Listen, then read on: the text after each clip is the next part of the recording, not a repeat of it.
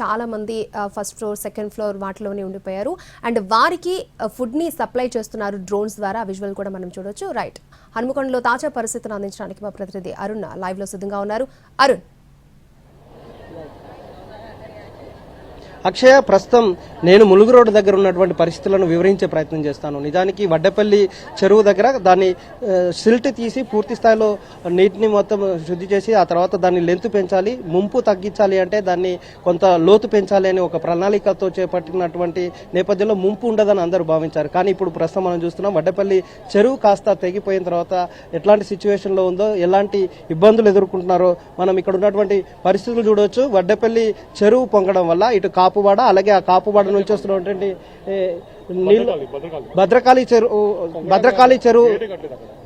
చెరువు పూర్తిగా పొంగి పొరలడం వల్ల జరుగుతున్నటువంటి ఎఫెక్ట్ ను మనం చూస్తున్నాం. ఇది ప్రధాన రహదారికి సంబంధించినటువంటి ప్రధాన రహదారి.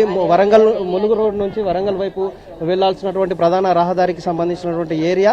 హన్మకొండ నుంచి ములుగు, అలాగే భూపాల్పల్లి, వరంగల్, నర్సంపేటకు హన్మకొండ బస్టాండ్ నుంచి ఈ దారి గుండానే బస్సులన్నీ కూడా వెళ్తాయి. అలాగే భద్రకాళి చెరువు మొత్తం సిల్ట్ తీసిన తర్వాత దాన్ని లోతు పెంచడం వల్ల ఏది ఈ ఏరియా ముంపు కాకూడదు అని భావించినటువంటి నేపథ్యంలో ఆ సిల్ట్ వర్క్ పూర్తి కాలేదు. ఆ తర్వాత ఆ చెరువు కూడా తెగిపోయినటువంటి నేపథ్యంలో ప్రస్తుతం మనం చూస్తున్నటువంటి ములుగు రోడ్డు పరిసర ప్రాంతంలో ఉన్నటువంటి అలంకార్ జంక్షన్ దగ్గర ఉన్నటువంటి సిచ్యువేషన్ ఇది. అసలు ఎప్పటి నుంచి ఇలాంటి పరిస్థితులు ఎదుర్కొంటారు? ఇక్కడికి కొద్దిసేపటి క్రితం కలెక్టర్ వచ్చిన తర్వాత కలెక్టర్తో మాట్లాడితే కేవలం 4 కాలనీలు మాత్రమే ఎఫెక్ట్ అయినాయని కలెక్టర్ చెబుతూ ఎన్టీవీకి చెప్తూ వెళ్ళిపోయినటువంటి నేపథ్యంలో అసలు ఇక్కడ ఎలాంటి సిచ్యువేషన్ ఉందనేది స్థానికులు చాలా ఆగ్రహంతో ఉన్నారు. వాళ్ళతో మాట్లాడే ప్రయత్నం చేద్దాం. అంటే ఎట్లా జరిగిందండి, మీకు ఉన్నటువంటి ఎఫెక్ట్ ఎలా ఉంది, ఎంతో మీ ఇళ్లలోకి నీరు చేరింది అంటున్నారు కదా సార్? ఇదే పొజిషన్ లాస్ట్ ఇయర్ జూలై 2023 వచ్చింది, మళ్ళీ ఇప్పుడు వచ్చింది. కాపువాడ, కాకతీయ కాలనీ, రాయపుర ఈ చుట్టుపక్కల ఏరియాలో ఉన్న మొత్తం వాటర్తో మునిగిపోయింది. మాది రోడ్ నెంబర్ 2 అండి. రోడ్ నెంబర్ 2లో దగ్గర 7 ఫీట్ల వరకు వాటర్ ఉంది. లోపల ఎంత లోపల పోతే అంత వాటర్ పెరుగుతుంది. అంటే చాలా డౌన్ లో ఉంది. దాని గురించి ఎవరు పట్టించుకోవట్లేదు. ఇది హైట్ లో కట్టేది, హైట్ కట్టకపోయినా వాటర్ కొద్దిగా ముందుకు వెళ్ళిపోయి 2-3 దాడులు వెళ్ళిపోతే ఇంత ఎఫెక్ట్ పడకపోయేది మాకు. ఇక్కడ హైట్ పెంచారు కాబట్టి మొత్తం మునుగుతుంది. ఇక్కడ మీరు రోడ్ నెంబర్ 2 లోపల వెళ్ళండి, దగ్గర ఫస్ట్ ఫ్లోర్ వాటర్ మొత్తం వచ్చింది. అక్కడ morning early morning 5 o'clock at time start అయింది ఒకేసారికి. ఎక్కడ నుంచి భద్రకాళి చెరువు తెగిపోయిందా లేకపోతే ఎట్లా? భద్రకాళి చెరువు రిపేరింగ్ లో ఉంది, అది ఇప్పుడు దాకా అవ్వలేదు. అది కట్టేస్తే వాటర్ స్టోరేజ్ అయ్యి ఇక్కడ దాకా రాకపోయేది. అసలు 2 years నుండి అండర్ కన్స్ట్రక్షన్ ఉంది. అక్కడ గేట్లు కడితే వాటర్ ఇక్కడ రాకపోయేది. ఇంకోటి ఏంటంటే ఇక్కడ మన ఈ డౌన్ అయింది, ఇటు నుండి ఇటేమో ఇటు డౌన్ అయింది. దానివల్ల మొత్తం ఇక్కడ ఆగిపోతుంది. ములుగు రోడ్ది మొత్తం రోడ్ వాటర్ మొత్తం ఇటు వచ్చేస్తుంది. భద్రకాళిలో ఇటు గల్లీలో ఉన్న మొత్తం వాటర్ ఇటు వచ్చేస్తున్నాయి. దానివల్ల ఇది మొత్తం ఇట్లా జరుగుతుంది. మీరు ఎక్కడి నుంచి వస్తున్నారు, ఎటు పోతున్నారు? మేము వచ్చేసి సిఎస్ఆర్ గార్డెన్ దగ్గర ఉంటాం సార్. మేము మా వైఫ్ వచ్చేసి ఆమె ఇటు నల్లబెల్లి నుంచి వస్తుంది. ఆమెను పికప్ చేసుకోవడానికి హంటర్ రోడ్డు మొత్తం రోడ్స్ అన్ని బ్లాక్ అయిపోయినాయి. బ్లాక్ అయిపోతే ఇప్పుడు మేము ఇక్కడ నుంచి జస్ట్ ఒక 2 kilometers నడుచుకుంటూ వెళ్ళి తీసుకొస్తున్నాం.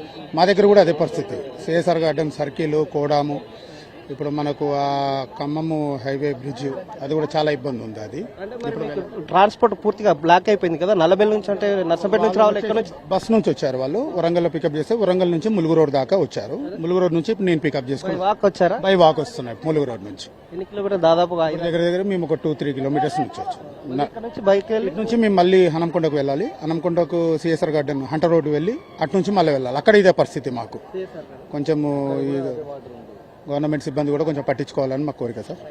మనం చూస్తున్నాము ఇక్కడ ఉన్నటువంటి ప్రతి సిబ్బంది, ఇక్కడ ఉన్నటువంటి సామాన్యులు చాలా ఇబ్బంది అవుతుంది, ఎఫెక్ట్ అవుతున్నాయని చెప్తున్నారు. కానీ ఉన్నతాధికారులు మాత్రం లేదు అని చెప్తున్నారు. కేవలం 3-4 కాలనీలకు మాత్రమే ఎఫెక్ట్ అయిందని చెప్తున్నారు. మనం చూస్తున్నాం ములుగు రోడ్డు దగ్గర ఉన్నటువంటి అలంకార్ జంక్షన్ చాలా కీలకమైనటువంటి జంక్షన్. ఈ పక్కనే పెద్ద నాలా ఉంటుంది, భద్రకాళికి సంబంధించినటువంటి చెరువు నాలా కలుస్తూ అటు ముందుకు వెళ్లాల్సినటువంటి నాలా ఉంటుంది. ఆ నాలా పూర్తిగా బ్లాక్ అయిన నేపథ్యంలో అవి కాస్త కాపువాడకు చేరుకున్నటువంటి నీళ్లు అక్కడ కట్ అయిపోయినటువంటి భద్రకాళి చెరువుకు సంబంధించినటువంటి ఆ ఏరియాలో చిన్నగా కట్ అయిపోయింది అని అధికారులు చెప్తున్నారు. దానివల్ల నీళ్ళు ఇటు వస్తున్నాయి. దాంతో ఆ నీరంతా ఎక్కడికి పోవాలో దీనికి కరెక్ట్గా డ్రైనేజీకి వెళ్ళేటువంటి దారి లేకపోయిన నేపథ్యంలో ఈ ఏరియాలో ఉన్నటువంటి కాపుబాడతో పాటుగా కింద ఉన్నటువంటి కాకతీయ కాలనీ ఇలాంటి దాదాపు అన్ని ఏరియాలు మునిగిపోయినటువంటి నేపథ్యం కనిపిస్తుంది. ఇక్కడ ఉన్న వాళ్ళతో మాట్లాడే ప్రయత్నం చేద్దాం. అంటే మీకు ఎఫెక్ట్ ఎట్లా ఉంది, ఎలాంటి వర్క్ షాప్ ఉన్నది అండి. ఇక్కడ మొత్తం వర్క్ షాప్ లో మొత్తం నీళ్ళు వచ్చినాయి. ఇంకా కెమెరా వర్క్ షాప్ తీసినట్టు లేదు, మాకు నడిచినట్టు కూడా లేదు. అంటే లోపల ఏం చేస్తారు వర్క్ షాప్ లో? హోండా మెకానిక్ అండి. అందులో బండ్లు ఏమైనా ఉన్నాయా? ఉన్నాయండి, ముందుకు బండ్లు కూడా మునిగినాయి. ఇంకా ముందట ఎంత దూరం ఉంటుంది ఇక్కడ వరకు? ఆ కారు ఉన్నదా అండి, అది ఆ కారు పక్కగా ఉంటుంది. అందులో నీళ్ళు వచ్చేసినాయి? వచ్చిందండి. మరి కారు పైన ఉంది, అది ఇట్లా కారు పక్కగా వర్క్ షాప్ ఉన్నది మాది. లోపల లోతుకుంటుందా? లోతు ఉన్నది. మనం చూడొచ్చు. అసలు అక్కడ దాకా వెళ్ళాలంటే కొంత ఇబ్బందికరమైనటువంటి సిచ్యువేషన్ ఉంది. ఎందుకంటే రెండు వైపులా కాలువలు ఉన్నాయి. అటు కిందికి ఇంకా డౌన్ ఉంది. ఆ పైన ఇల్లు కూడా కనిపిస్తున్నాయి. అంటే ఫస్ట్ ఫ్లోర్ వరకు కూడా కింది లెవెల్ వరకు పూర్తిగా ఇళ్లలోకి నీరు వచ్చింది. దాదాపు 50 ఇళ్లకు పైగానే నీళ్లు చేరింది అని వీళ్ళు చెప్తున్నారు. ఆ పక్కన ఒకటి హాస్టల్ కూడా ఉంటుంది. ఆ హాస్టల్కి సంబంధించినటువంటి విద్యార్థులు కూడా ఇబ్బంది పడుతున్నటువంటి సమస్య ఉందని ఇక్కడ స్థానికులు చెప్తున్నారు.